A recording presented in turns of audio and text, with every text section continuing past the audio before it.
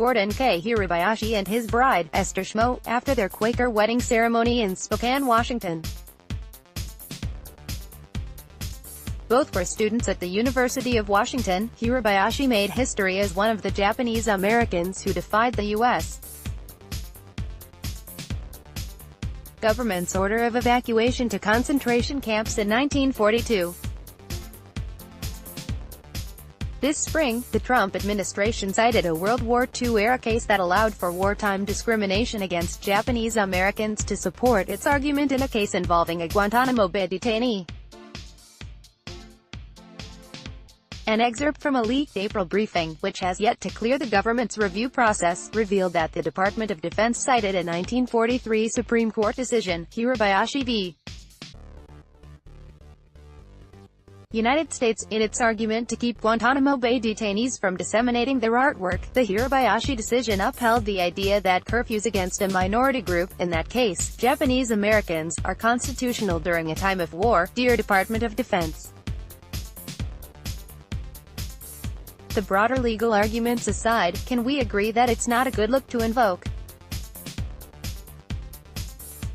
Twitter, leading to an outcry from the Asian American community, especially since Hirabayashi's convictions were overturned years later through a writ of coram nobis. Gordon Hirabayashi's wrongful conviction, which was vacated in 1986 after it came to light that attorneys for the government had deliberately misrepresented evidence before the Supreme Court. It is bad law, plain and simple.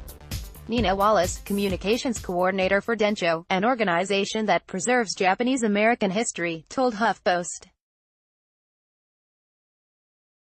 This is a repugnant attempt to rewrite history and normalize governmental abuse of power. We must learn from the mistakes of our past, not repeat them.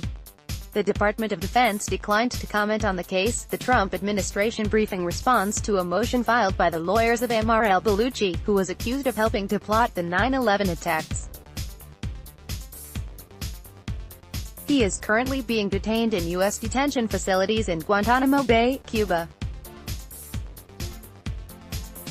Al-Baluchi's attorneys argued that the Department of Defense had violated their client's rights by blocking him from giving the artwork he makes in his cell to his attorneys or releasing it to the public. In response, the Department of Defense claimed that by preventing the dissemination of Al-Baluchi's work, it was cutting off a vital recruiting tool Al-Qaeda uses. Quoting from the Hirabayashi case, the department argued that the power to wage war extends to every matter and activity so related to war as substantially to affect its conduct and progress.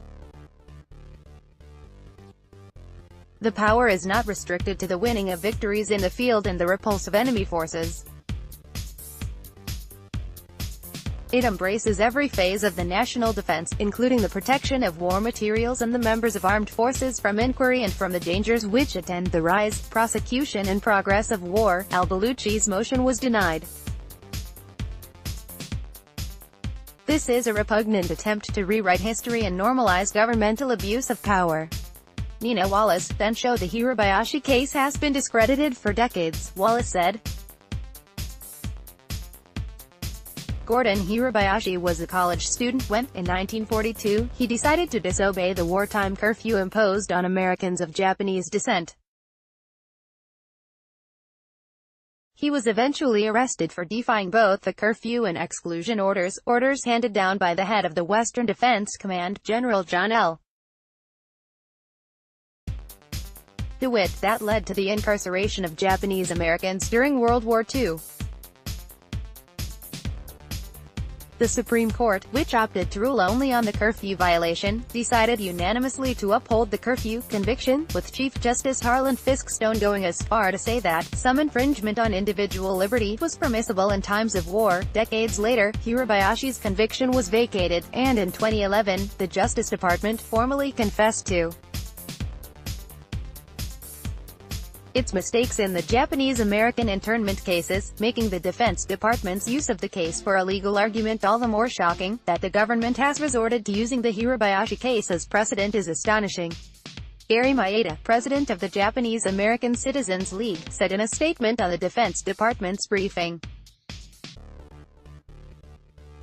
"These government lawyers have sworn to uphold the Constitution, and yet they quote from a case that tore the Constitution to shreds."